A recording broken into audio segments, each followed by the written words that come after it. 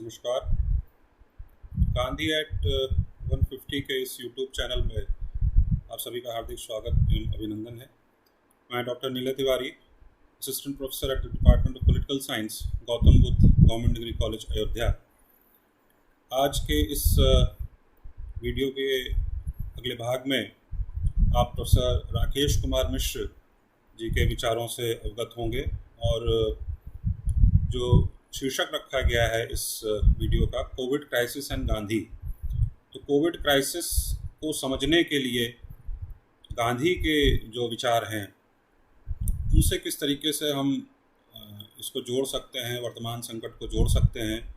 और गांधी ने सन 1909 में अपनी पुस्तक हिंदू स्वराज के माध्यम से चेताया भी था कि जो विश्व बहुत ज़्यादा आपस में इंटरडिपेंडेंट होता चला जा रहा है, एक दूसरे के ऊपर हम लोग निर्भर होते चले जा रहे हैं, बहुत ज़्यादा संपर्क लोगों के बीच में बढ़ रहा है और ख़ास तौर से जो उसमें ट्रांसपोर्ट के माध्यम हैं उनका बड़ी एक भूमिका है। और आज के समय में हम लोग देख सकते हैं कि इसी ट्रांसपोर्टेशन की जो इस समय जो इंफ्रास्ट्रक्चर विश्व स्तर पर जो हम लोग देख रहे हैं, उसके चलते ही चाइना के एक वुहान प्रोविंस में उत्पन्न हुआ एक वायरस आज की डेट में पूरे विश्व में फैल चुका है और एक ऐसा संकट हम लोग के सामने है जो विश्व ने पहले कभी नहीं देखा। तो इस पर गांधी जी ने बहुत पहले ही हिंद स्वराज में ये कहा था कि खासतौर से उस समय रेलवेज़ के विषय में उन्होंने ये कहा था कि रेलवेज़ आने वाले समय में महामारी फैलाने का काम कर सकती हैं। और इस पर बहुत ही व्यापक दृष्टि गांधी जी की थी। अन्य विषयों पर भी उन्होंने हिंद स्वराज में प्रश्न किए और मूल रूप से जो आधुनिक सभ्यता है, जिस आधुनिक सभ्यता के हम लोग आदी हो गए हैं, उस आधुनिक सभ्यता को एक प्रकार से उन्होंने निरस्त करने का प्रयास किया।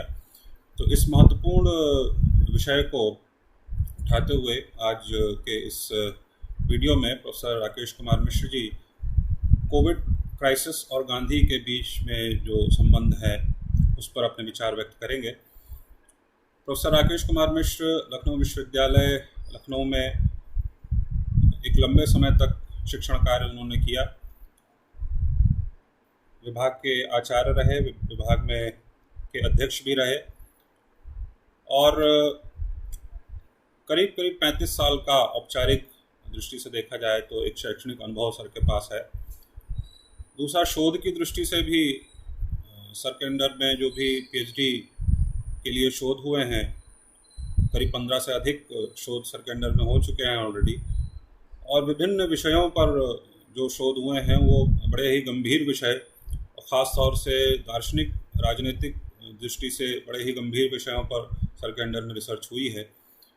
और ये एक पूरा एक स्कूल बन चुका है, एक स्कूल ऑफ थॉट लखनऊ में बन चुका है, जिसकी अध्यक्षता प्रोफेसर राकेश कुमार मिश्र जी करते हैं। हम सब उनके जो गाइडेंस है उस गाइडेंस के अंतर्गत रहकर उनके विचारों का लाभ लेते हैं।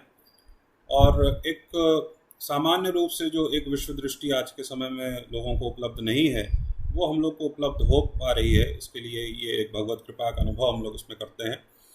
साथ ही साथ सर जो है वो एक लखनऊ में फाउंडेशन की स्थापना की गई है, कुमार स्वामी फाउंडेशन। कुमार स्वामी फाउंडेशन के प्रोफेसर राकेश कुमार मिश्र जी अध्यक्ष हैं, जिस फाउंडेशन के अंतर्गत मुख्य रूप से एक पत्रिका का संपादन होता है। साल में एक बार वो पत्रिका प्रकाशित की जाती है, तख्त सिंधु के नाम से। दूसरा, पंडित भुवनेश चंद्र मिश्र स्मृति व्याख्यान, ये एक सालाना व्याख्यान भी आयोजित किया जाता है कुमार स्वामी फाउंडेशन के अंतर्गत। तीसरा, एक यूट्यूब चैनल भी, एक नया प्रकल्प चल रहा है कि यूट्यूब चैनल भी कुमार स्वामी फाउंडेशन का लॉन्च किया गया है, जिसपे विशेष रूप से प्रोफेसर राकेश कुमार मिश्र जी का एक पूरी सीरीज़, एक श्रृंखला प्रारंभ की गई है लेक्चर्स की। उसमें कुछ लेक्चर्स अपलोड भी कर दिए गए हैं जिनका लाभ आप उठा सकते हैं इस चैनल को सब्सक्राइब करके। तो अलग अलग विषयों पे करीब 100 से अधिक विषय ऐसे चुने गए हैं जिन पर सर के विचार आने वाले समय में व्याख्यानों के रूप में रिकॉर्ड किए जाएंगे, उनको अपलोड किया जाएगा, उनका लाभ आप लोग ले सकते हैं। एक और मेटानोया के नाम से एक स्टडी ग्रुप भी लखनऊ में बना हुआ है, जिसमें कई सारे शिक्षाविद भी जुड़े हुए हैं और अन्य प्रोफेशंस के लोग भी इससे जुड़े हुए हैं। और इसमें खास तौर से जो एक परंपरागत विचार दृष्टि है, उस परंपरागत विचार दृष्टि के माध्यम से जो वर्तमान की जो समस्याएं हैं या वर्तमान का जो परिदृश्य है उसको समझने का प्रयास किया जाता है। तो ये भी प्रकल्प काफ़ी लंबे समय से लखनऊ में चल रहा है और इन सब की अध्यक्षता, इन सब की जो मुख्य जिस छत्र छाया में ये सारी चीज़ें आयोजित हो रही हैं और जो मुख्य रूप से प्रेरणा सूत्र हैं इसके, वो प्रोफेसर राकेश कुमार मिश्र जी हैं। दूसरा इसका जो पक्ष है वो इस रूप में हम लोग देख सकते हैं कि इस कुमारस्वामी फाउंडेशन के जो सचिव हैं डॉक्टर ब्रजेंद्र पांडे जी, जो विद्यांत हिंदू डिग्री कॉलेज में एसोसिएट प्रोफेसर हैं पॉलिटिकल साइंस के, उनकी एक बड़ी महत्वपूर्ण भूमिका है और एक सूत्र की तरीके से सारी चीज़ों को जो इधर उधर बिखरी हुई थी सर की, उनको बटोरने का प्रयास और उनको सूत्र के रूप में संजोने का प्रयास जो है उनके द्वारा काफ़ी लंबे समय से किया जा रहा है, जिसका परिणाम अब हम लोग देख भी सकते हैं। कुमारस्वामी फाउंडेशन की कई सारी पुस्तकें भी फाउंडेशन के अंतर्गत प्रकाशित हो चुकी हैं। इसमें एक महत्वपूर्ण पुस्तक धर्म एंड पॉलिटी के नाम से है, जिसमें प्रोफेसर राकेश कुमार मिश्र जी के द्वारा विभिन्न स्थानों पर दिए गए व्याख्यानों को संकलित करने का प्रयास किया गया है। इसके भी सूत्रधार डॉक्टर ब्रजेंद्र पांडे जी रहे और ये जो एक कुछ और भी जितने भी प्रकल्प हम लोग लेकर चल रहे हैं वो सब प्रोफेसर पांडे जी की विचार दूरदृष्टि का परिणाम है। और इसी क्रम में ये जो लेक्चर आप सुनने जा रहे हैं ये भी सर द्वारा कहीं पर डिलीवर किया गया था, जिसका कि रिकॉर्डिंग एक करके और उसको विस्तार देने के लिए इस चैनल पे अपलोड किया जा रहा है। तो ये सारे प्रकल्प चल रहे हैं और आप भी इन प्रकल्पों से जुड़कर और अधिक लाभ ले सकते हैं। वर्तमान में इस वीडियो में जो विषय हमने आपको बताया उस पर प्रोफेसर राकेश कुमार जी अपने विचार व्यक्त करेंगे, उनसे आप लाभान्वित हों। धन्यवाद।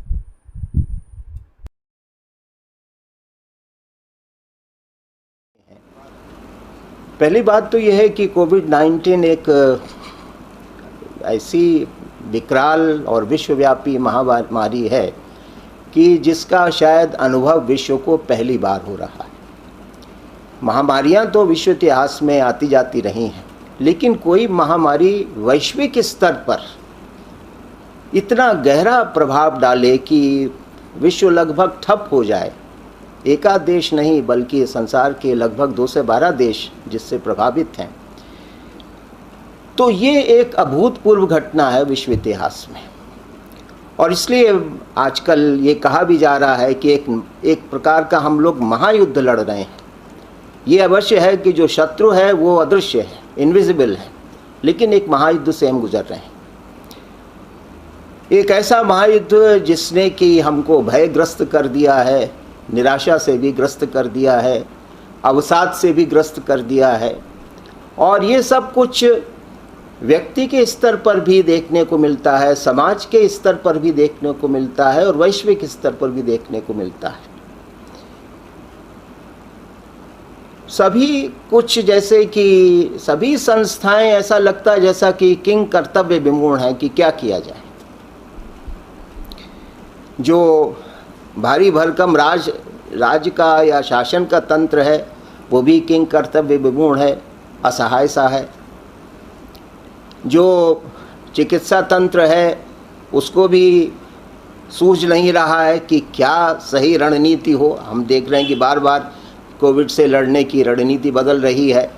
क्यों? क्योंकि वायरस का नेचर आप नहीं जानते, लिहाजा जो चिकित्सा तंत्र है वो इस दृष्टि से किंग कर्तव्य विमूढ़ है कि इस वायरस को टैकल करने की सही पद्धति क्या होगी।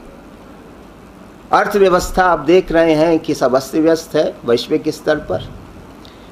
तो ऐसी भयावह स्थिति आज विश्व की है।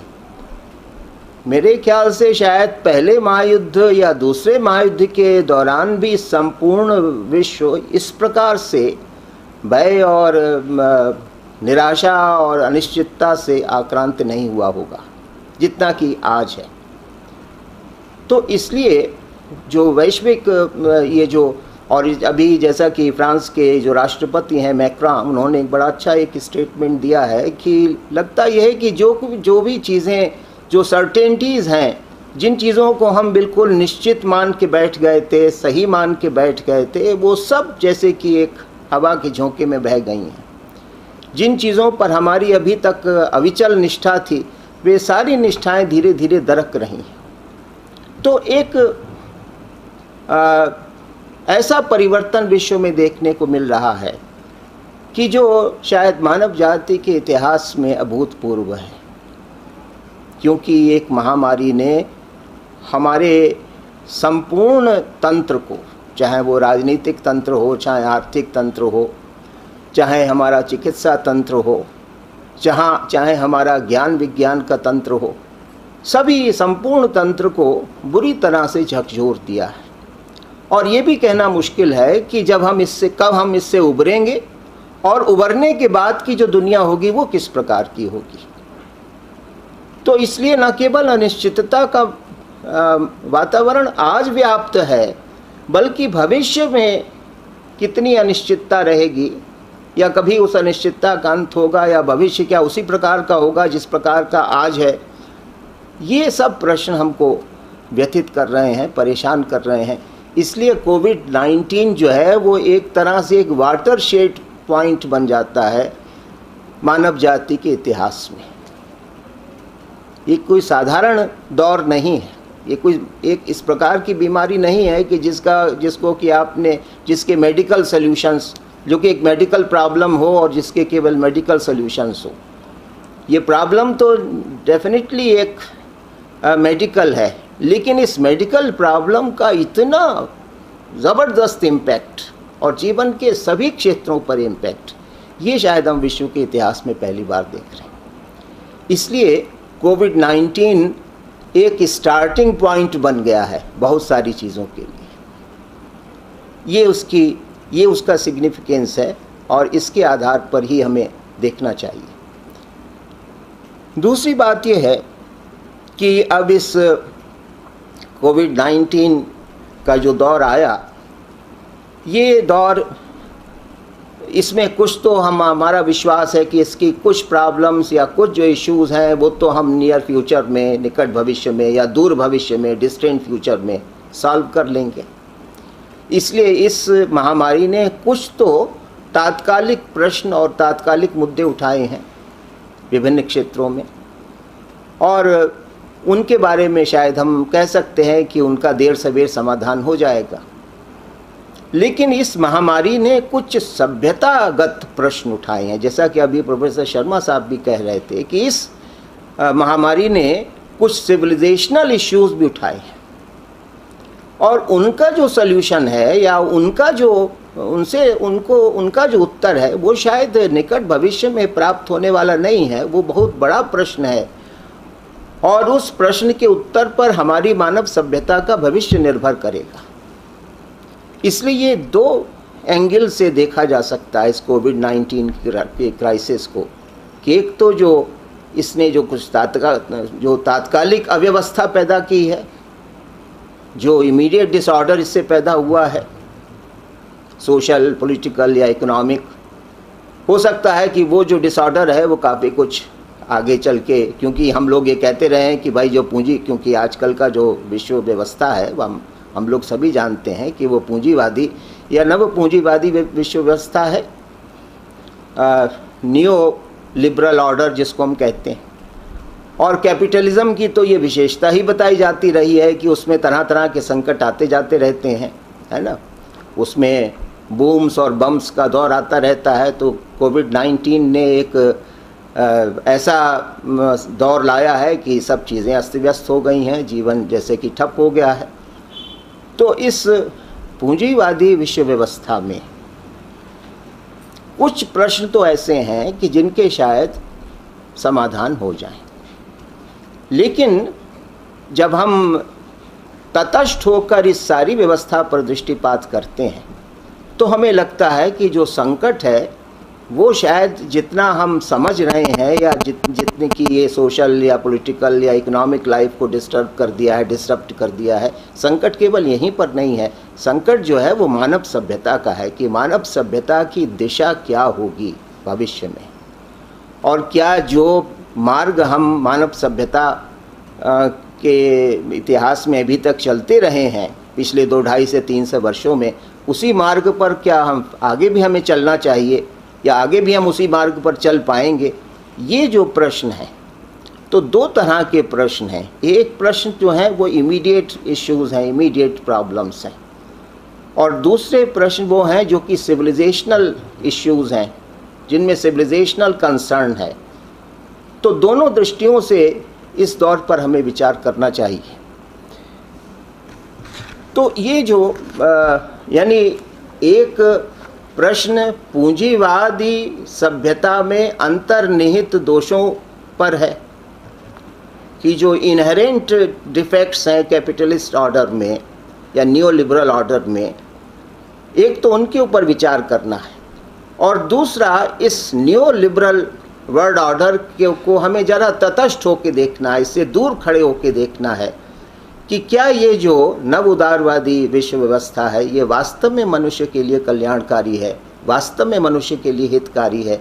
ये 2 दृष्टियों से कोविड-19 से पैदा हुए संकट पर हमें विचार करना चाहिए। और यहीं पर गांधी जी की प्रासंगिकता है, क्योंकि गांधी जी जब विचार करते हैं, गांधी जी के समय भी पूंजीवादी व्यवस्था या पूंजीवादी अर्थतंत्र ही विश्व में स्थापित था। 1990 के बाद उसमें और बड़ा बदलाव आया, वो एक अलग बात है, लेकिन गांधी जी का जो जीवन काल रहा उस समय भी पूंजीवाद साम्राज्यवाद का सहारा लेकर धीरे धीरे सारे विश्व में व्याप्त हो रहा था या हो चुका था। और जो उनकी प्रसिद्ध रचना है हिंद स्वराज, उसमें उन्होंने जिस मॉडर्न सिविलाइजेशन को अटैक किया है वो भी यही वर्ल्ड ऑर्डर है जो कि आगे चल के और विकसित हो गया। अब आज हम जो रह रहे हैं उसको कहते हैं एडवांस्ड कैपिटलिज्म है, लेट कैपिटलिज्म है। तो ये, लेकिन कैपिटलिज्म का दौर तो वो भी था, पूंजीवाद का दौर वो भी था, उसको साम्यवाद से चुनौती मिल रही थी। साम्यवाद तो ध्वस्त हो गया, लेकिन पूंजीवाद अभी भी शक्तिशाली बना हुआ है। और गांधी जी ने जब विचार किया है तो उन्होंने उसी आधुनिक सभ्यता, यानी उसी आधुनिक सभ्यता जिसका आधार ये पूंजीवादी जीवन दृष्टि है, उसके ऊपर उन्होंने विचार किया जब उन्होंने हिंद स्वराज की रचना की। और हम लोग भली प्रकार से जानते हैं कि उन्होंने उस हिंद स्वराज में इस आधुनिक सभ्यता को आसुरी सभ्यता कहकर इसकी निंदा की है, आलोचना की। सैटेनिक सिविलाइजेशन, 9 डेज वंडर की 4 दिन की चांदनी है, ये ज़्यादा चलने वाली नहीं। तो इसलिए गांधी की जो प्रासंगिकता है वो दोनों दृष्टियों से है कि पहली बात तो ये कि अगर हमें पूंजीवादी अर्थतंत्र को समझना है तब भी गांधी की जो अंतर्दृष्टि है वो बड़ी सहायक होती है, क्योंकि उन्होंने पूंजीवाद की जो अंतर्निहित जो दोष हैं उनके ऊपर बड़ी बेबाकी से अपनी राय व्यक्त की है। और अगर हमें इस पूरी सभ्यता को समझना है, अगर हमें इस आधुनिक सभ्यता को समझना है, तो तब भी गांधी की जो अंतर्दृष्टि है वो भी बड़ी महत्वपूर्ण है, बहुत उपयोगी है। इसलिए गांधी की उपयोगिता इन दोनों दृष्टियों से है। और इसीलिए रेनाल्ड नोबर नाम के अमेरिका के एक बड़े विद्वान, एक बड़े राजनीति शास्त्री, उन्होंने ये बात कही कि a political leader of Gandhi's type would be unthinkable in the western world. पश्चिमी दुनिया में, पाश्चात्य जगत में गांधी जैसा राजनेता कभी हो ही नहीं सकता था, क्योंकि पाश्चात्य जगत में तो उसी प्रकार के राजनेता हो सकते हैं या हो सकते थे जो कि उस पूंजीवादी भावभूमि में रचे बसे हों या उसकी संतान हो, उसकी उत्पत्ति हो। तो इसलिए वो कहते हैं कि गांधी जैसा राजनेता पश्चिम में नहीं हो सकता था। इसके मतलब यह है कि जो हमारी भारतीय संस्कृति है, और आजकल कोविड-19 के कॉन्टेक्स्ट में एशियन वैल्यूज़ का सवाल भी उठा हुआ है, कि गांधी जैसा कि जो भारतीय जीवन दृष्टि है, जिसके अभी प्रोफेसर शर्मा साहब ने कहा कि जिसके बड़े सशक्त प्रवक्ता महात्मा गांधी हैं, वो जो जीवन दृष्टि है वो गांधी को विशिष्ट बनाती है, और उस प्रकार की जीवन दृष्टि किसी भारतीय राजनेता में ही प्राप्त हो सकती है। पश्चिम में उस प्रकार की जीवन दृष्टि का प्राप्त होना संभव नहीं, क्योंकि पिछले 4-5 वर्षों में पश्चिम का जो विकास हुआ है, जो उनकी यात्रा जीवन की रही है, वो एक शुद्ध भोगवादी भौतिकवादी समाज की यात्रा रही है। तो इसलिए गांधी जैसा जो राजनेता है वो विश्व को भारत की देन है। इस प्रकार की, और क्यों? क्योंकि वो राजनेता वो कोई कन्वेंशनल सेंस के पॉलिटिशियन नहीं है, बल्कि वो जिसको सॉक्रेटिस कहता था कि ट्रू पॉलिटिशियन, सॉक्रेटिस अपने बारे में कहता था कि I am the only politician of my age. तो ये बात हम गांधी जी के ऊपर भी कह सकते हैं कि he is the only politician of our age, क्योंकि राजनीति क्या होती है और राजनेता क्या होता है, इसकी जो सम्यक दृष्टि है वो हमें गांधी में ही प्राप्त होती है। यूरोप की जो राजनीति रही पिछले 4 से 5 वर्षों की, उसमें यह कुछ यदाकदा कुछ ऐसे विचारक अवश्य हुए, लेकिन उसकी जो मूल धारा है वो शक्ति राजनीति की धारा रही है। डोमिनेशन, पावर, हेजेमनी, ये वहाँ पर साध्य रहे हैं, और वो चाहे अपने देश में हो चाहे दूसरे देशों पर हो, इन्हीं के संदर्भ में राजनीति का संचालन हुआ। इसलिए जो गांधी की जो दृष्टि है वो विशुद्ध भारतीय दृष्टि है। क्यों? क्योंकि भारत में भी राज्य को, राजनीति को, राजनेता को इन्हीं संदर्भों में देखा गया है। इसलिए निबूर का कहना है कि गांधी जैसा राजनेता पश्चिम में पैदा नहीं हो सकता था, वो भारत जैसे ही देश में पैदा हो सकता था, क्योंकि इस प्रकार के राजनेता के पैदा होने के लिए बड़ी विरासत की आवश्यकता होती है। ऐसे राजनेता शून्य में पैदा नहीं होते, वे वहीं पर पैदा होते हैं कि जहाँ पर एक बड़ी रिच हेरिटेज इस प्रकार के दर्शन की, इस प्रकार के जीवन की रही हो, जो कि भारत में हमेशा से रही। तो अब सवाल ये है कि अब हम थोड़ा सा पूंजीवाद के जो मूल सूत्र हैं, जो कि मॉडर्न सिविलाइजेशन है, इसके जो मूल सूत्र हैं उनके ऊपर हम ज़रा सा विचार करें और फिर देखें कि गांधी का दर्शन कैसे इन मूल सूत्रों का खंडन करता है, उनका त्याग करता है और एक नई दृष्टि प्रदान करता है। एक ऐसी दृष्टि जो कि भारतीयता में रची बसी। तो अब जो कैपिटलिज्म है, या जो आजकल जिसको हम लोग न्यू कैपिटलिज्म या न्यू लिबरलिज्म कहते हैं, और जो कि आज की वैश्विक व्यवस्था का आधार है, जिस वैश्विक व्यवस्था की देन ये कोविड-19 भी है, जिस ग्लोबल ऑर्डर की आज हम बात करते हैं, उसकी बहुत सारी देनें हैं, बहुत सारे उसके कंट्रीब्यूशंस हैं, और एक कंट्रीब्यूशन अनफॉर्चुनेटली उसका कोविड-19 भी है। तो ये जो मॉडर्न वर्ल्ड ऑर्डर है, या जो कैपिटलिस्ट वर्ल्ड ऑर्डर है, या जो लिबरल वर्ल्ड ऑर्डर है, इसका मूल स्वरूप क्या है, इसकी कुछ बातें जान लेनी आवश्यक है। पहली बात तो ये है कि जो ये विश्व व्यवस्था है ये वांट ड्रिवन है, इच्छाएं जो हैं वो इसकी, यानी जो वांट्स, जो डिज़ायर्स हैं, वो इसकी ड्राइविंग फोर्स हैं। मनुष्य की तमाम इच्छाएं हैं, तमाम वांट्स हैं, तमाम डिज़ायर्स हैं, और वो बढ़ेंगी ही, जैसा कि जो इनके यहाँ आधुनिक अर्थशास्त्र का सिद्धांत है, इंक्रीजिंग वांट्स का सिद्धांत, एडम स्मिथ वगैरह जिसके प्रतिपादक थे। यानी मनुष्य की जो इच्छाएं हैं उनकी कोई सीमा नहीं। इंक्रीजिंग वांट्स, ऐसे एक मनुष्य की परिकल्पना कि जिसकी इच्छाओं की कोई सीमा नहीं, और उसकी वो अपनी उन सारी इच्छाओं को संतुष्ट करना चाहता है, और वो जब एक इच्छा को संतुष्ट कर लेता है तो दूसरी इच्छाएं पैदा हो जाती हैं, और इस तरह से ये इच्छाओं की एक अनवरत श्रृंखला चलती रहती है।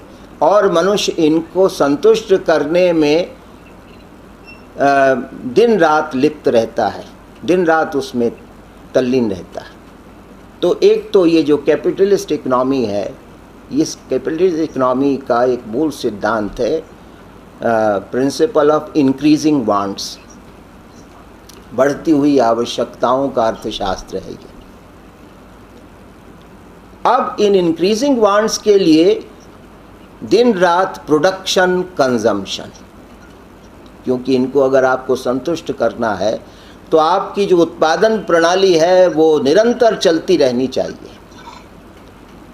और क्योंकि इच्छाओं को संतुष्ट करने के लिए उत्पादन होता है, इसलिए कंजम्पशन भी निरंतर होते रहना चाहिए। निरंतर इसलिए क्योंकि तमाम इच्छाएं हैं और एक इच्छा पूरी होती है तो दूसरी को संतुष्ट करना है, दूसरी पूरी होती है तो तीसरी को। तो ये एक अनवरत प्रक्रिया, एक अनवरत चक्र चलता रहेगा उत्पादन और उपभोग का, प्रोडक्शन और कंजम्पशन का। सोशलिज्म और कैपिटलिज्म में अंतर केवल डिस्ट्रीब्यूशन को लेकर है, अदरवाइज कैपिटलिज्म और सोशलिज्म में कोई अंतर नहीं है। ये जो बातें हम कैपिटलिज्म के विषय में कह रहे हैं, ये सोशलिज्म का भी यही वर्ल्ड व्यू है। इसलिए पूरी आधुनिक सभ्यता का, चाहे वो कैपिटलिस्ट सिस्टम को मानती हो चाहे वो सोशलिस्ट सिस्टम को मानती हो, वो एक ही प्रकार का वर्ल्ड व्यू है, जिसको कि अमेरिका के विद्वानों ने कहा कि जिसको कन्वर्जेंस थ्योरी कहते हैं, कि दोनों एक ही सिक्के के दो पहलू। तो सवाल केवल डिस्ट्रीब्यूशन का है कि भाई डिस्ट्रीब्यूशन स्टेट के हाथ में रहे या व्यक्ति के हाथ में रहे, लेकिन प्रोडक्शन और कंजम्पशन का साइकिल अनवरत चलता रहे, क्योंकि इच्छाएं आपकी अनंत हैं और उनकी संतुष्टि निरंतर आपको करते रहना है ना। गेटिंग एंड स्पेंडिंग वी ले वेस्ट अवर लाइफ्स, जैसा कि वर्ड्सवर्थ ने लिखा कि गेटिंग और स्पेंडिंग में ही पूरा जीवन व्यतीत हो जाता है। और फिर प्रोडक्शन का काम लार्ज स्केल पर होना चाहिए, बड़े पैमाने पर उत्पादन। ये पूंजीवादी अर्थतंत्र का या समाजवादी अर्थतंत्र का एक अन्य सिद्धांत होता है, लार्ज स्केल प्रोडक्शन। क्यों? क्योंकि इतने तमाम लोग हैं, तब उनकी तमाम इच्छाओं की संतुष्टि होनी है, और इसलिए प्रोडक्शन बहुत बड़े स्तर पर करना ही पड़ेगा। और बड़े स्केल पर प्रोडक्शन करने के लिए ही फिर इंडस्ट्रियल एज इसीलिए आती है, इंडस्ट्रीज़ की संख्या इसीलिए बढ़ती है, मैकेनाइजेशन इसीलिए बढ़ता है, टेक्नोलॉजी की ज़रूरत आपको इसीलिए पड़ती है। और वो टेक्नोलॉजी जो कि निरंतर उसमें इनोवेशन करते रहिए, कि जिससे ये आपकी जो प्रोडक्शन की मशीन है वो बड़ी कुशलता से बहुत तेज़ी से काम करे।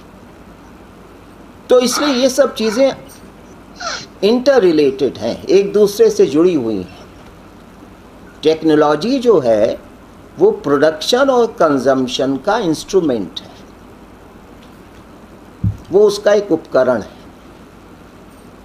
ऐसा उपकरण जो कि साधन है लेकिन साध्य बन गया है। तो ये साधन, टेक्नोलॉजी साधन है, लेकिन वो बन गया है साध्य। और आजकल जो यूरोप के बड़े बड़े विद्वान हैं वो इसी विषय पर चिंतन कर रहे हैं। इसको वो कहते हैं टेक्निसाइजेशन ऑफ लाइफ, कि अब टेक्नोलॉजी केवल इंस्ट्रूमेंट नहीं रही, अब टेक्नोलॉजी ने पूरे जीवन को हमारे अपने गिरफ्त में ले लिया है। यानी हम टेक्नोलॉजी के गुलाम हो गए, उसके मालिक नहीं रहे। हम मशीन के गुलाम हो गए, उसके मालिक हो गए, और हमारे पूरे जीवन और सारे संबंधों का यंत्रीकरण हो गया है, मैकेनाइजेशन हो गया है। इसलिए मशीन को या टेक्नोलॉजी को केवल आप एक उपकरण मानने की गलती न करिए कि एक स्टेज के बाद जब मशीन का बहुत ज़्यादा प्रभाव बढ़ता है समाज में, टेक्नोलॉजी का बहुत ज़्यादा प्रभाव पड़ता है, तो मनुष्य भी और मनुष्य के संबंध भी यांत्रिक हो जाते हैं। और इस बात को हमारे यहाँ जो भारतीय राजशास्त्र के ग्रंथ हैं उसमें ये इसलिए चेतावनी दी गई है अति यंत्रवाद के विरुद्ध, कि समाज में अति यंत्र प्रवर्तन को बहुत बड़ा अपराध कहा गया है, बहुत बड़ा पाप कहा गया है समाज के लिए। तो इसलिए ये जो टेक्नोलॉजी है वो उस प्रोडक्शन कंजम्पशन की प्रक्रिया का एक अनिवार्य भाग है। और उसमें निरंतर, क्योंकि निरंतर बढ़ती हुई आवश्यकताएं को संतुष्ट करने के लिए आपको उत्पादन की प्रक्रिया को और तीव्र और कुशल और श्रेष्ठ बनाना पड़ेगा, और वो आप तभी कर पाएंगे जबकि आपकी जो आपके टेक्नोलॉजिकल इनोवेशंस हैं वो निरंतर होते रहें। एक जनरेशन की बात, एक जनरेशन, सेकंड जनरेशन के फिर रिफॉर्म्स आए, फिर थर्ड जनरेशन के रिफॉर्म्स आए, जैसे कि हम कंप्यूटर में देखते हैं कि first generation computer, second generation computer. तो ये निरंतर इनोवेशन, निरंतर इम्प्रूवमेंट आवश्यक है इकोनॉमी को सस्टेन करने के लिए, अर्थव्यवस्था को चलाने के लिए। और उसके बाद फिर इस सारी व्यवस्था का संचालन कौन करेगा? इसकी संचालन करने के लिए बड़े बड़े multinational corporations, international corporations, state, जो कि बहुत ही कॉम्प्लेक्स, जो आधुनिक राज्य है वो बड़ा जटिल राज्य है, वो बहुत भारी भरकम है उसका ताना बाना। तो ये सब लोग हैं जो कि इस सारे तंत्र के संचालक हैं। और मोटिव क्या है? मोटिव है अधिक से अधिक आर्थिक संपन्नता, अधिक से अधिक मुनाफा कमाना। ये पूंजीवादी व्यवस्था का लक्ष्य होता है ना। इकोनॉमिक एबेंडेंस, इकोनॉमिक प्रॉस्पेरिटी, जिसको मार्क्स ने कहा कि ऐसा समाज, आदर्श समाज होगा कि जहां आदमी अपनी क्षमता के अनुसार काम करे, लेकिन अपनी इच्छा अनुसार उसको जो है, अपनी आवश्यकता अनुसार उसको सब मिलता रहे। जिस चीज़ की भी वो उसको आवश्यकता लगे, जिस चीज़ की भी इच्छा हो, वो सब उसको मिल जाए। From each according to his capacity, to each according to his needs. ये इस प्रकार का जो समाज है, इकोनॉमिक प्रॉस्पेरिटी, इकोनॉमिक एबेंडेंस, तो ये उसका लक्ष्य है। और इसके साथ साथ फिर इसमें अंतर्निहित बात यह है कि जो इसके संचालक होंगे वो भी अपने मुनाफे को ज़्यादा से ज़्यादा बढ़ाना चाहेंगे, और उनका ये भी मानना है जो कि अगर ऊपर संपन्नता बढ़ेगी तो उसका, आजकल जिसको ट्रिकल डाउन इफ़ेक्ट कहते हैं, नीचे भी संपन्नता पहुंच जाएगी। एडम स्मिथ ने इसको इनविजिबल हैंड कहा कि जब पूंजीपतियों की संपन्नता बढ़ती है तो उसके बाद साथ साथ उसका एक अदृश्य परिणाम ये होता है कि मजदूर भी धीरे धीरे संपन्न होते चले जाते हैं।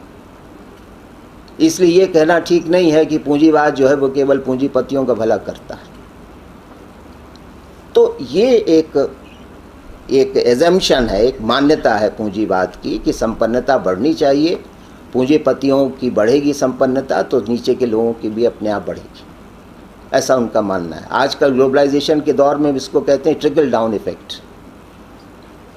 तो ये एक व्यवस्था कायम होती है। यानी इस पूंजीवादी व्यवस्था में जीवन का लक्ष्य क्या है? जीवन का लक्ष्य है कि हमारे पास सभी प्रकार की भौतिक सुख सुविधाएं हों, हमारे पास सभी प्रकार के ऐश्वर्य के साधन हों।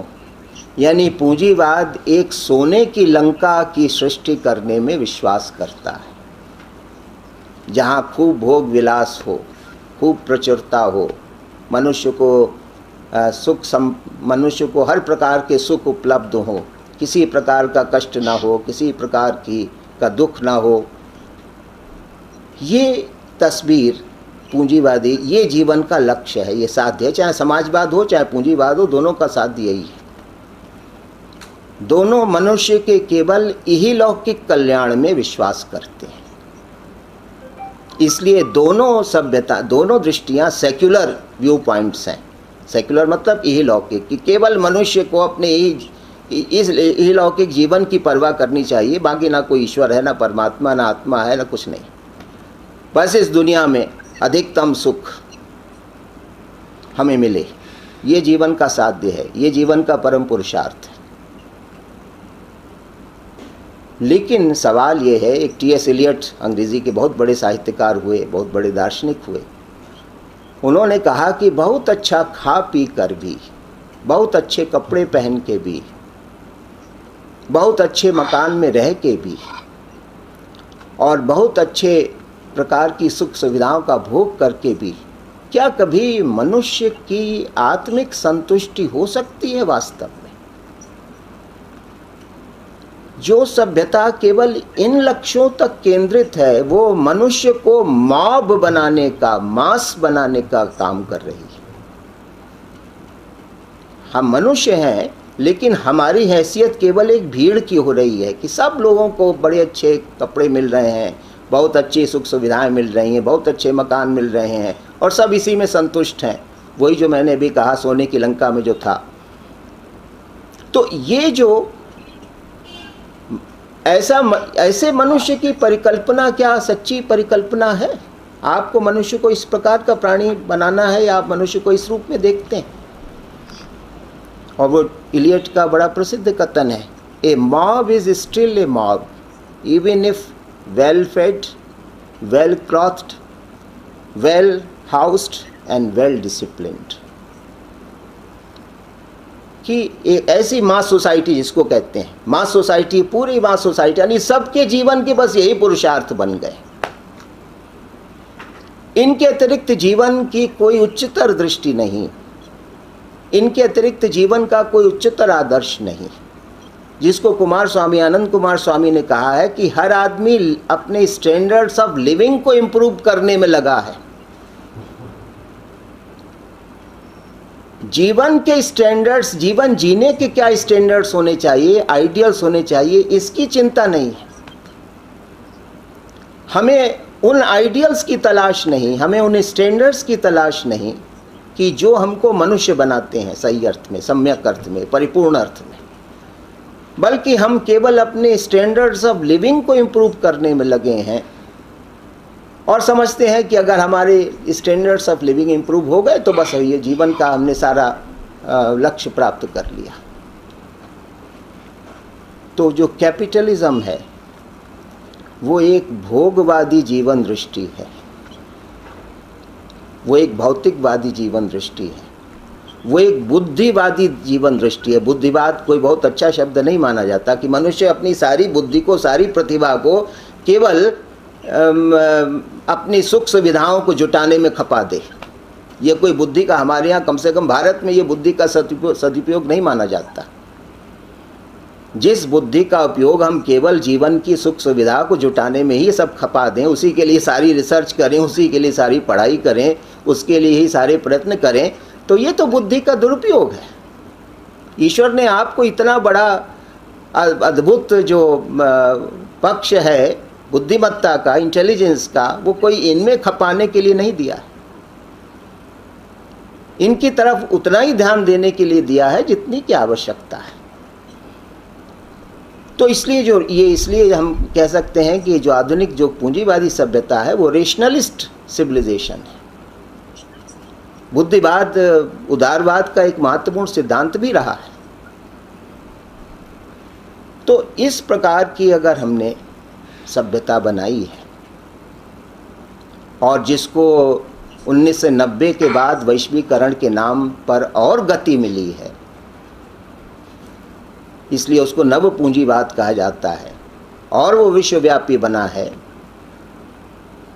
टेक्नोलॉजी का और अच्छा प्रयोग करके हमने जीवन को एक ग्लोबल विलेज में कन्वर्ट कर दिया है, संपूर्ण संसार में, और जीवन में जो कुछ भी अब हो रहा है वो सब वैश्विक स्तर पर हो रहा है। तो जो महामारी आई वो भी उसी वैश्विक युग की देन है, वही इसी ग्लोबलाइजेशन की देन है कि कोई महामारी आती, पहले कहीं एक क्षेत्र में सीमित रहती थी, वहाँ पर उसको टैकल कर लिया जाता था। अब इस वैश्वीकरण के युग में जो भी होगा, अच्छा या बुरा, वो सारे विश्व के ऊपर उसका प्रभाव पड़ेगा।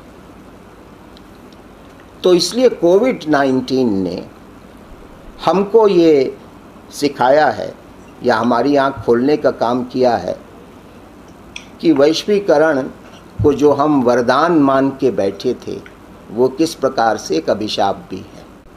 और अगर हम इस वैश्वीकृत विश्व के विभिन्न पक्षों पर विचार करें और जो कुछ हो रहा है वैश्वीकरण के नाम पर या वैश्वीकरण के प्रभाव से, वो मनुष्य के लिए कितना नाशवान है, कितना विनाशकारी है, कितना अहितकारी है, ये पक्ष भी धीरे से उजागर होता है। इसलिए ये जो पूंजीवादी अर्थतंत्र है या जो पूंजीवादी जीवन की दृष्टि है, इस पूंजीवादी जीवन की दृष्टि में इस प्रकार के संकट तो पैदा होते ही रहेंगे, उनसे आप बच ही नहीं सकते। क्यों? क्योंकि इसी पूंजीवादी अर्थतंत्र के कारण प्रकृति में हमने अनावश्यक हस्तक्षेप करना शुरू कर दिया है। जो मैन और नेचर का रिलेशन है वो पूरी तरह से डिस्टर्ब हो गया है। हम सब जानते हैं कि जो पृथ्वी का भयंकर दोहन हुआ है संसाधनों का, जिसके के कारण या तो प्रदूषण पैदा हुआ है या संसाधन समाप्त हो गए, या तो पॉल्यूशन की समस्या है आज संसार के सामने, या डिप्लीशन की समस्या है, चीज़ें धीरे धीरे खत्म होती जा रही हैं। तो ये सब इसी पूंजीवाद की ने जो लालच पैदा किया हमारे अंदर, जो ग्रीड पैदा की, जिसको गांधी जी कहते थे कि प्रकृति के पास आपको अपनी नीड के लिए, हर आदमी की नीड को सेटिस्फाई करने के लिए बहुत कुछ है, लेकिन प्रकृति एक आदमी की ग्रीड भी सेटिस्फाई नहीं कर सकती। तो ये जो ग्रीड है, जो कि इस मॉडर्न सिविलाइजेशन की विशेषता है, इस पूंजीवादी सभ्यता की विशेषता है, उस ग्रीड से हमने प्रकृति के साथ जो मनुष्य का संबंध है, जो वास्तविक संबंध है, और भारतीय जीवन में तो, भारतीय परंपरा में तो प्रकृति और मनुष्य का बड़ा निकट संबंध है, तो वो जो संबंध है वो पूरी तरह से हमने विस्मृत कर दिया और प्रकृति को एक रिसोर्स मान लिया। उसके ऊपर अनावश्यक छेड़छाड़ करने लगे, उसमें अनावश्यक हस्तक्षेप करने लगे, प्रयोग के नाम पर, परीक्षण के नाम पर, आविष्कार के नाम पर। हमने ये नहीं समझा कि हमारी बुद्धि की सीमाएं हैं और ज़्यादा बुद्धि को बहुत दूर तक न लगाइए। बहुत सारी चीज़ों में जो विश्वास है, जो धर्मशास्त्र में मिलता है, जो ज्ञान ऋषियों से मिलता है, उसके ऊपर विश्वास करना पड़ता है। मनुष्य की अपनी बुद्धि की सीमाएं होती हैं और इन्हीं सीमाओं के कारण रेविलेशन उसको दिया जाता है। ईश्वर उसको मार्गदर्शन देता है शास्त्रों के माध्यम से, धर्म ग्रंथों के माध्यम से, कि क्या उचित है क्या नहीं, कहाँ तक आप अपनी बुद्धि का प्रयोग करें और कहाँ पर आप विश्वास करें कि ये व्यवस्था जो बनाई गई है इसके कुछ सिद्धांत हैं, इनको हमें मान लेना चाहिए, इनमें ज़्यादा छेड़छाड़ नहीं करना चाहिए, वरना वही दशा होगी जो कि क्रिश्चियनिटी में एडम के फाल की कहानी है। क्योंकि एडम का फाल भी तो इसीलिए हुआ ना, ईसाईयत की मान्यता के अनुसार, क्योंकि उसने ईश्वरीय आदेश की अवज्ञा की। उन्होंने कहा कि भाई बाकी सब कुछ आप खाओ पियो, बस एक चीज़ नहीं लेना है।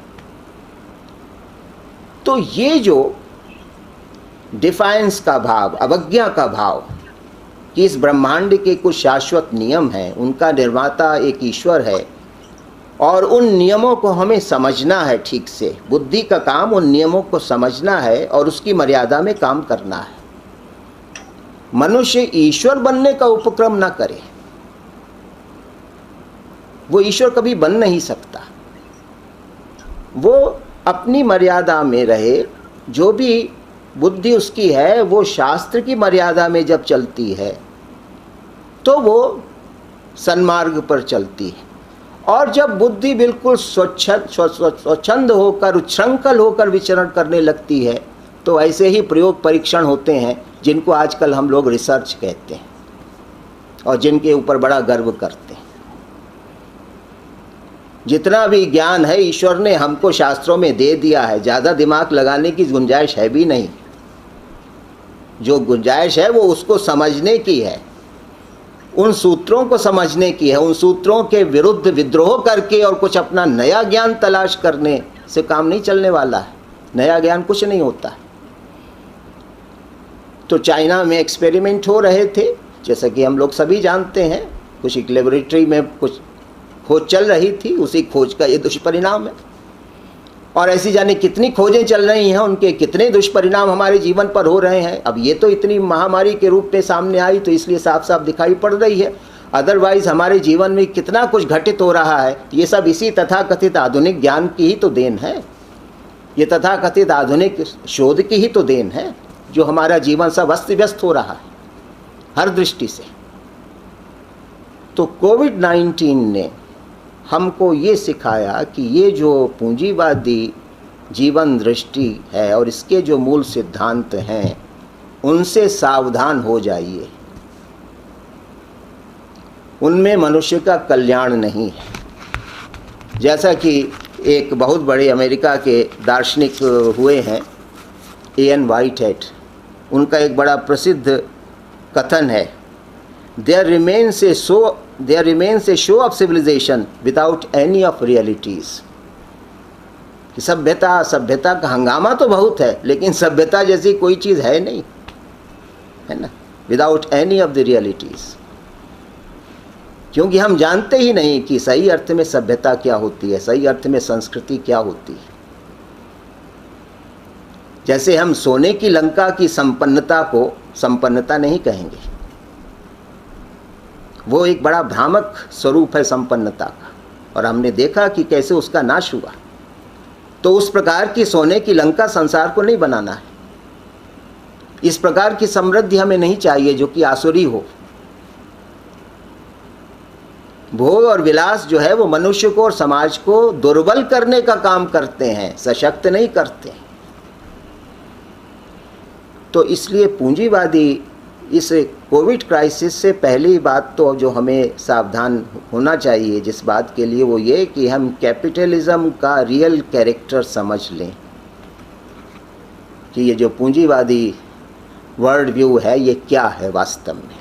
जो एक छलावा सा फैला हुआ है, एक भ्रम सा जो फैला हुआ है प्रगति का, विकास का, जो कि अब टूट गया। आपने देखा कि सारी प्रगति और सारा विकास जो है ठप हो गया। दुनिया संसार में किसी को समझ में नहीं आ रहा कि अब करें तो क्या करें। पिछले 3-4 महीने में जो संसार का स्वरूप है, तो सारी प्रगति और विकास के दावे खोखले साबित हो रहे हैं। तो एक तो ये है, गांधी की प्रासंगिकता यहीं पर है कि वो इस मॉडर्न वर्ल्ड व्यू को चैलेंज करते हैं।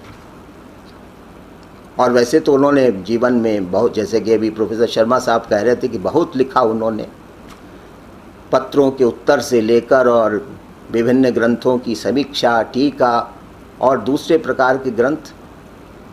लेकिन उनकी जो सबसे श्रेष्ठ पुस्तक है, छोटी सी पुस्तक लेकिन जिसका असाधारण महत्व, लेकिन जिसकी हम प्रशंसा तो करते हैं, लेकिन जिसको हम व्यावहारिक कहकर तुरंत किनारे भी रख देते कि नहीं ये इम्प्रैक्टिकल है, ये तो हो ही नहीं सकता। तो वो जो पुस्तक है, जो हिंद स्वराज, वो इसी मॉडर्न वर्ल्ड व्यू के लिए एक बहुत बड़ा चैलेंज था, क्योंकि आधुनिक सभ्यता के इन सभी आधारों को उसमें बुरी तरह से ध्वस्त किया गया है। जो भी फाउंडेशंस हैं इस मॉडर्न लिबरल सिविलाइजेशन की, उन सारी फाउंडेशंस को वो चैलेंज करता है, और बड़े सशक्त तर्कों के साथ। तो गांधी की जो जीवन दृष्टि है वो क्या है, जो कि जिस अर्थ में आज प्रासंगिकता है कि वांट्स नहीं, नीड्स के आधार पर समाज की संरचना होनी चाहिए। इच्छाओं की कोई सीमा नहीं। इच्छाओं की सीमा, अगर आप इच्छाओं के पीछे आप भागेंगे तो ज़िंदगी भर भागते ही रह जाएंगे, दौड़ते ही रह जाएंगे, पहुंचेंगे कहीं नहीं। तो इसलिए वांट्स नहीं, नीड्स, आवश्यकताओं पर ध्यान देना चाहिए। मनुष्य की आवश्यकताएं क्या हैं, नीड्स क्या हैं। नीड्स को सेटिस्फाई करना संभव है, वांट्स को आप कुछ भी कर लीजिए सेटिस्फाई नहीं कर सकते। वो एक अंधी दौड़ है। तो एक तो वो कहते हैं कि मनुष्य को पहले ये समझना चाहिए कि वो अपने जीवन की, उसको अपनी आवश्यकताएं तय कर लेनी चाहिए कि ये मेरी जीवन की आवश्यकताएं और इनके संदर्भ, इनकी पूर्ति करनी है, और बस इतना श्रम करना है। कोल्हू का बैल नहीं बनना है। वांट्स तो आपको कोल्हू का बैल बना देती हैं। दिन भर वही जो वर्ड्सवर्थ ने कहा, गेटिंग और स्पेंडिंग, इसी काम में लगे हैं। जो लोग आजकल लोग कहते हैं, आजकल आजीविका का प्रश्न बड़ा महत्वपूर्ण प्रश्न माना जाता है। एक श्रेष्ठ समाज में आजीविका का प्रश्न तो सबसे कम महत्वपूर्ण प्रश्न होता है। क्यों? क्योंकि आजीविका तो वहाँ पर बड़ी सहज और साध्य होती है। आजीविका अगर जटिल बन जाएगी तो फिर जीवन के दूसरे पुरुषार्थ तो आप कभी कर ही नहीं पाएंगे, क्योंकि आपकी सारा श्रम, सारी शक्ति, सारी सामर्थ्य आजीविका में ही चला जाएगा। फिर जीवन के जो दूसरे उच्चतर उद्देश्य हैं उनकी सिद्धि आप कब करेंगे, उनके लिए प्रयत्न आप कब करेंगे? तो इसलिए अगर नीड्स को ध्यान में रखकर व्यवस्था बने तो मनुष्य के लिए अपनी जीविका को चलाना बहुत सरल, सहज होता है। दूसरी चीज़ ये है कि जो ये नीड्स हैं, जो ये इस प्रकार की जो आवश्यकताएं हैं, इनकी पूर्ति का सबसे अच्छा तरीका क्या है? जिसको गांधी जी कहते हैं स्थानीय आधार पर, स्वदेशी के सिद्धांत के आधार पर इनकी संतुष्टि होनी चाहिए। आजकल हम लोग मल्टीनेशनलिज्म और मल्टीलेटरलिज्म जैसे शब्दों को सुनते हैं। गांधी जी कहते हैं ये सब क्या होता है? जो हमारी आवश्यकताएं हैं उनकी संतुष्टि हमारे आसपास के संसाधनों से हो जानी चाहिए, तब आप सही अर्थ में आत्मनिर्भर हैं, तब आप सही अर्थ में स्वतंत्र हैं। तो इसलिए वो कहते हैं कि जो स्थानीयता और स्वदेशी के सिद्धांत के आधार पर उनकी संतुष्टि होनी चाहिए। यंत्रों की संख्या कम से कम होनी चाहिए समाज में। अभी मैंने आपको बताया कि जब ज़्यादा मशीनें समाज में हो जाती हैं तो मनुष्य स्वयं भी एक मशीन बन जाता है, जो आजकल यूरोप के विद्वानों के बीच एक बड़े चिंतन का विषय है। टेक्निसाइजेशन ऑफ मैन, टेक्निसाइजेशन ऑफ सोसाइटी। जो हेबरमास जैसे जो विद्वान हैं वो आजकल यही एक प्रश्न पर बड़ी चर्चा कर रहे हैं कि ये यंत्रों के इस की आपाधापी में मनुष्य और मनुष्य का जीवन भी यंत्रवत बन गया है। वो मनुष्य रहा ही नहीं, वो भी स्वयं एक यंत्र बन गया है। तो इसलिए यंत्र यानी मशीन्स कम से कम होनी चाहिए। कोई बहुत हैजार्डस काम है, कोई कठिन काम है, जोखिम का काम है, जो हाथ से नहीं हो सकता है, थोड़े लोगों के प्रयास से नहीं हो सकता है, वहाँ पर मशीनें ठीक हैं। लेकिन ये नहीं है कि मशीन हमको कर्मठ बनाने में सहायता करें, मशीनें हमको आलसी न बना दें, लेज़ी न बना दें। जो आजकल हुआ है कि छोटे छोटे कामों के लिए हम मशीनों, इतनी मशीनें, इतने गैजेट्स आ गए हैं कि आदमी को अपने हाथ पैर चलाने के लिए कोई ज़रूरत ही नहीं है।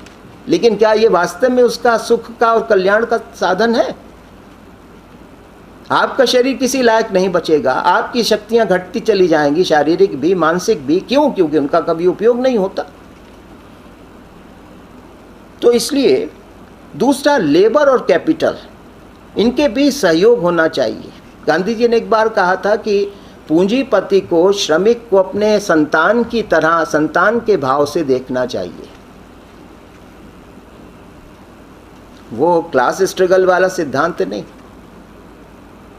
वो दोनों के बीच एक हमेशा द्वंद्व रहेगा, तनाव रहेगा। गांधी कहते हैं ऐसे व्यवस्थाएं नहीं चला करती हैं। स्ट्रगल जो है अगर समाज की परमानेंट फीचर होगा तो समाज सब टूट जाएगा, बिखर जाएगा। सहयोग, सद्भाव, साहचर्य, और केवल इन्हीं के बीच में नहीं, सभी समाज के लोगों के बीच में। और जो लोग पूंजीपति हैं वे अपनी संपत्ति को समाज की धरोहर समझ के व्यवहार करें, शोषण नहीं होगा। ट्रस्टीशिप का सिद्धांत आप जानते हैं, जिसका बहुत उपहास भी उड़ाया गया है। भाव बदल जाएगा तो संपत्ति कभी शोषण का कारण नहीं बनेगी। मेरी है तब शोषण पैदा होता है, हमारी है, समाज की है, मैं केवल इसका न्यासी हूँ, स्वामी नहीं। जो हमारे भारत में तो ये भाव हमेशा से रहा, कोई नई बात नहीं, हमारे लिए इसमें कुछ भी इम्प्रैक्टिकल नहीं। भारत के समाज की सारी रचना तो इसी प्रकार से हुई, इसी भाव से हुई है। यूरोप के लोगों के लिए इम्प्रैक्टिकल होगा क्योंकि उनके यहाँ मैं इतना प्रबल है कि वे कभी किसी चीज़ को इस दृष्टि से देख ही नहीं सकते। तो इसलिए ये जो प्रिंसिपल्स हैं इन प्रिंसिपल्स के आधार पर समाज का, और जब ऐसी व्यवस्था बनाएंगे तो प्रकृति का संरक्षण होगा। प्रकृति और मनुष्य दोनों का विकास होगा, दोनों का संरक्षण होगा। हमारा और प्रकृति का जो लेन देन है वो मर्यादित होगा, और इसलिए कभी कोई प्राकृतिक संकट पैदा नहीं होगा, कभी कोई पर्यावरण का संकट नहीं पैदा होगा, कभी हम प्रकृति का अनावश्यक दोहन नहीं करेंगे, क्योंकि हमारी आवश्यकताएं सीमित हैं। इसलिए हमें जो चाहिए उपभोग के लिए वो भी सीमित मात्रा में चाहिए।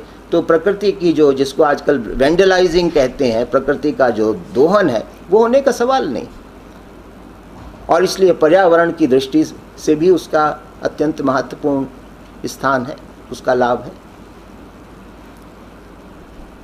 इस आधार पर वो ये मानते हैं कि ये जो उनका जो अर्थशास्त्र है वो प्रेम और सेवा का अर्थशास्त्र है, और अगर ये प्रेम और सेवा का भाव हो तो जो कोरोना काल में भारत में हमने देखा, जिस तरह की समस्याएं देखी, जो शहरीकरण, अब हमने शायद पहली बार ये जाना फर्स्ट हैंड कि हिंदुस्तान में लाखों लोग अपने गांवों को, अपने घरों को छोड़कर कितनी दूर काम कर रहे हैं, और वहां पर किन दशाओं में, किन अमानवीय दशाओं में रह रहे हैं,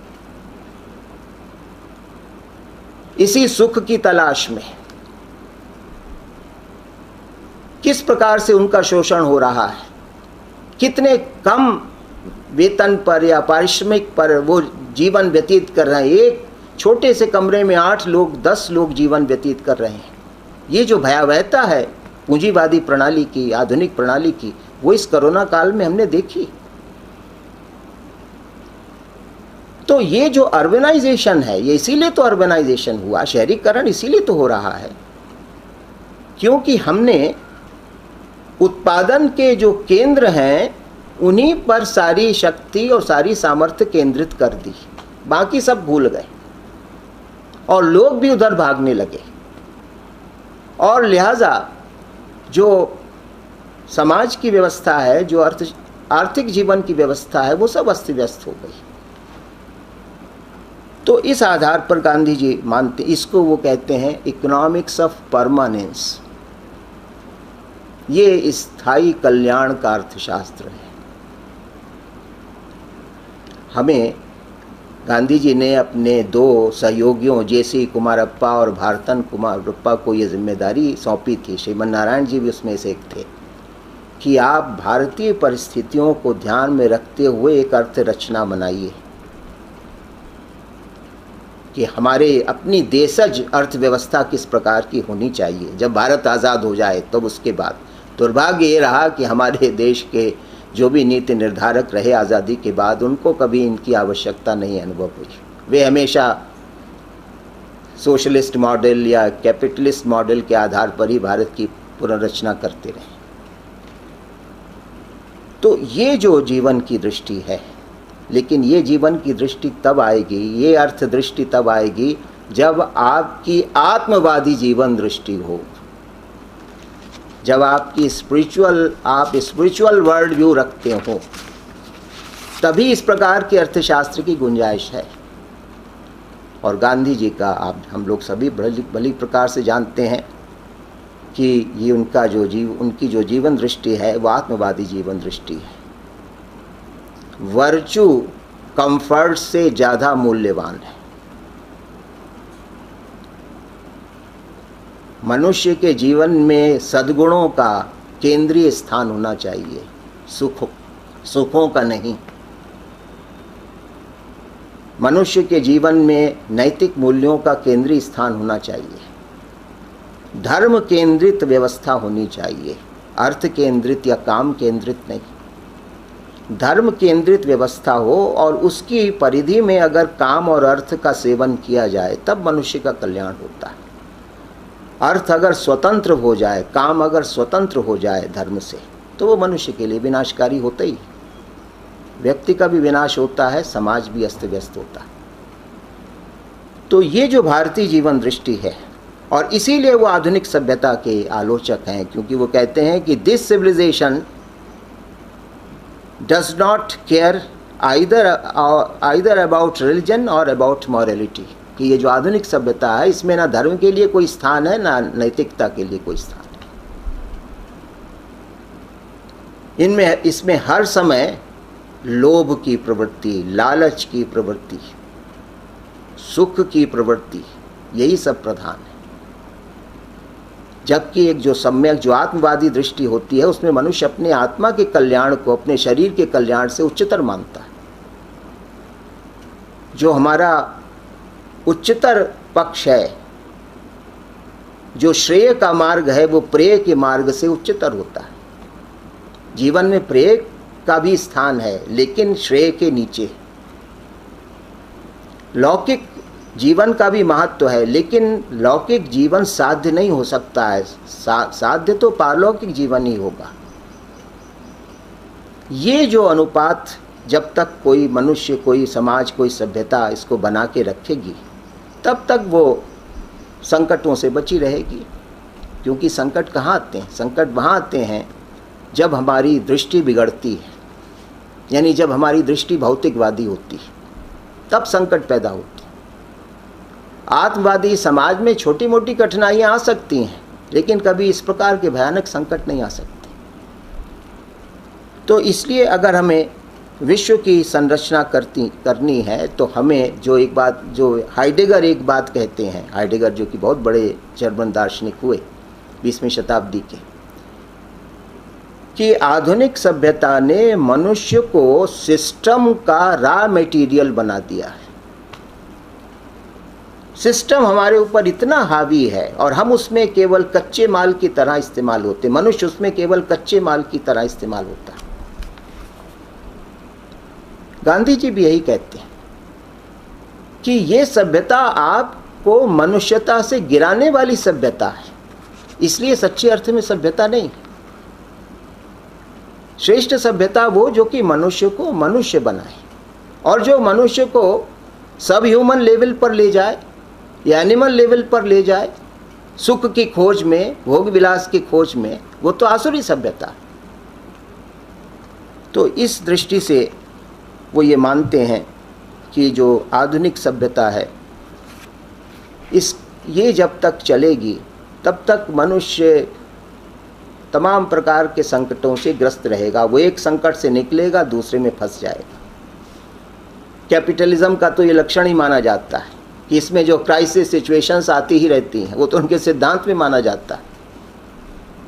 यानी कैपिटलिस्ट सिस्टम कितना अनस्टेबल होता है, ये स्वयं उनके सिद्धांतकार मानते हैं। एक बहुत बड़ी रिस्क सोसाइटी का हम गठन न करें कि जहां हर समय जोखिम में हम रह रहे हैं, जहां खतरा हर समय हमारे आसपास मंडरा रहा है और कब हमको हमारी अपनी गिरफ्त में ले लेगा हमको कुछ पता भी नहीं। तो इसलिए गांधी की प्रासंगिकता ये है कि कोविड-19 के बहाने से या माध्यम से हम उस जीवन दृष्टि पर पुनर्विचार करें, उस जीवन की शैली पर पुनर्विचार करें जिसके हम पिछले 300-400 वर्षों में अभ्यस्त हो चुके हैं और जिसको हम प्राकृतिक मान चुके हैं, स्वाभाविक मान चुके हैं, जबकि वो कतई अप्राकृतिक है, कतई अस्वाभाविक।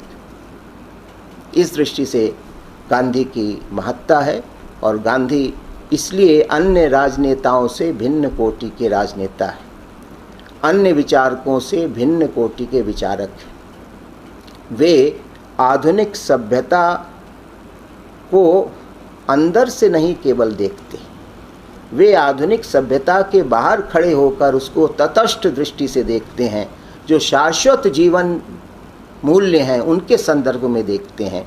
इसलिए वे आधुनिक सभ्यता से आक्रांत नहीं होते, जैसा कि आमतौर से हम लोग आक्रांत हो जाते हैं।